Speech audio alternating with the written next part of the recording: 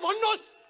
छातीमा हात राखेर केपी ओलीसँग मेरो प्रश्नको जवाब दिनुहोस्। केपीजी, तपाईले 5 मिनेटमा भन्दा अगाडि भनेको मेरो पालामा जति विकास कहीँ भएन, कहिले भएन भन्ने कुरा साँचो हो या प्रचण्ड र माधव नेपाल र अरूले हात खुट्टा बाँधेर काम गर्न दिएनन् भन्ने कुरा साँचो? हात खुट्टा दिएर, हात खुट्टा बाँधेर, हात खुट्टा बाँधेर, हात खुट्टा बाँधेर काम गर्न नदिएको भए तपाईले दाबी गरे जस्तो विकास कसरी भयो? अनि हात खुट्टा विकासै विकास भएको भए प्रचण्ड र माधव नेपालले कसरी हात खुट्टा बाँधे थाहा छैन। तपाईँ आफै जनतालाई नढाट्नुहोस्। तपाईँ कति ढाट्नुहुन्छ भन्ने कुराको पहिलो प्रमाण हो। दोस्रो कुरा, उहाँ धेरै पछि पशुपति जानुभयो, रुद्राक्षीको माला लाएर निस्किनुभयो र यो विघटनपछि पशुपति गएर के वरदान माग्नुभयो थाहा छैन, थाहा छैन। तर के भनिदिनु भयो भन्दाखेरि 1 अरब जति लाग्ने पशुपतिमा सुनको जलहरी राख्नको लागि 30 करोड म अहिले निकासा गरिदिन्छु। मलाई राजा वीरेन्द्रको सम्झना भयो। 30 वर्ष राजा वीरेन्द्रले भाषण गर्दाखेरि बोल्दाखेरि अन्तिममा भन्ने गर्थे, पशुपतिनाथले हामी सबैको कल्याण गरून्। सधैँ पशुपति गुहारले राजा वीरेन्द्रको वंशविनाशमा पशुपतिले कल्याण गरेन्। तर त्यसै गरी राजा ज्ञानेन्द्रले प्रत्येक चोटि सम्बोधन गर्दा भन्ने गर्थे अन्तमा पशुपतिनाथले हामी सबैको कल्याण गरून्। पशुपतिनाथले राम्रै कल्याण गर्थे, न राहिटीबाट नागार्जुन पुर्याइदे। अब ओलीजीलाई पशुपतिनाथले के कृपा गर्ने हो? के कृपा गर्ने हो? किन भन्दाखेरि पशुपतिनाथले कृपा गरेर बचाउन सक्ने भए त राजा वीरेन्द्रको वंशनाथ हुन्थेन। सधैँ पशुपति गुहारले राजा ज्ञानेन्द्रले गद्दी छोडेर जानुपर्ने थिएन।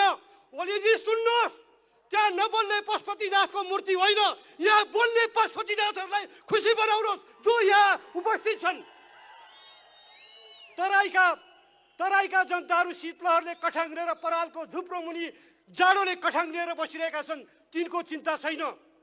पहाडमा अस्ति हिजो भर्खर अखबारमा पढ्नुभयो, एउटी महिला छोराछोरी पाल्न नसकेर छोरा र छोरीलाई समेत आफू लिएर खोलामा हानी केपीजी भाषण गर्दै हुन्छ।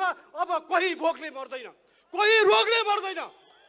यो भन्दा ठुलो प्रहसन के हुन्छ? त्यसैले पशुपतिनाथ तराईको झुप्रोमा छन्, पशुपतिनाथ हिमालको झुप्रोमा छन्, पशुपतिनाथ मेचीको किनारमा छन्, पशुपतिनाथ महाकालीको किनारमा छन् र ती पशुपतिनाथ भनेका जनता हुन्।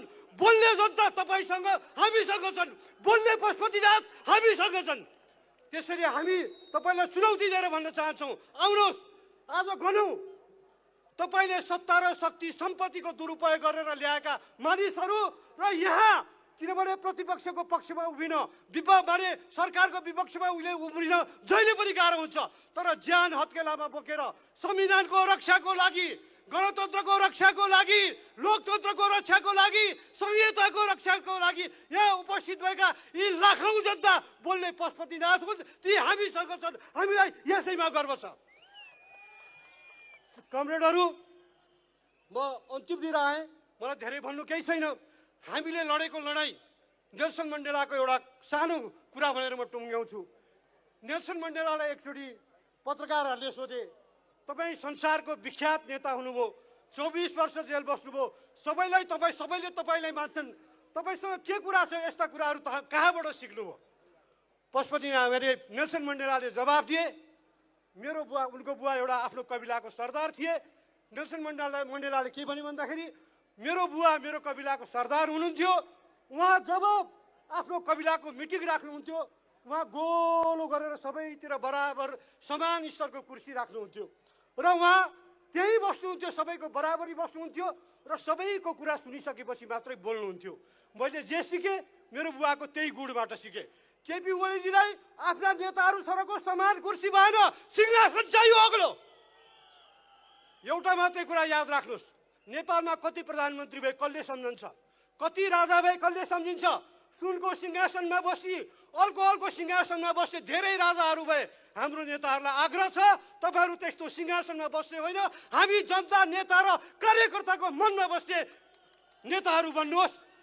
नेपाली जनताले खोजेको कुरा त्यही हो।